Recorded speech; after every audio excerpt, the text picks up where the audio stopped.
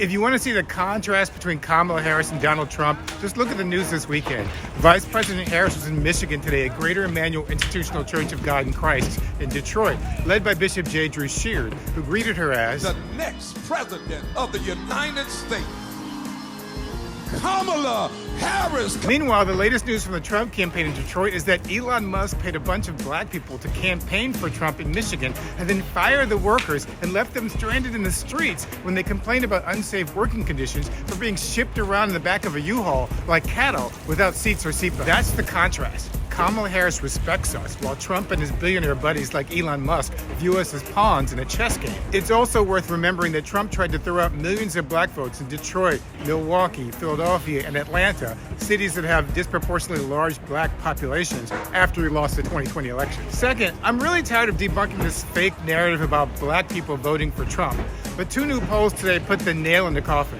A few months ago, Trump people were bragging about getting 30% of the black vote, but today's NBC News poll finds Harris winning nearly 90% of black voters, while Trump is getting just 9%, not even breaking double digits.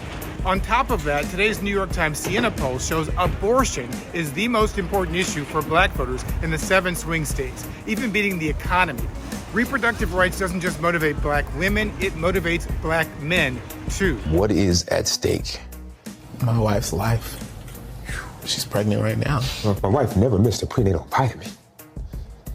None of that was enough to make sure that my wife walked out of that hospital to raise her son. Trump has gambled his entire so-called black strategy on convincing black people that immigrants are taking black jobs. But after all his fear-mongering, only 3% of black voters in the New York Times poll say immigration is their top issue.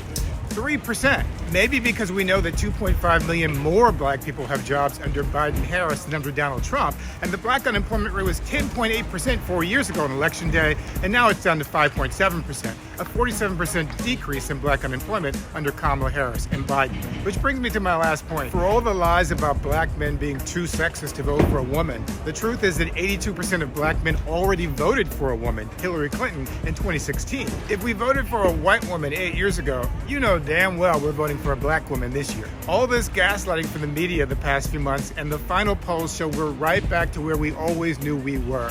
Black women are still the most open-minded and progressive demographic voting group in the electorate, and black men are number 2. So don't believe the hype, folks. Don't let them scare you away from the polls. Just get out there and vote.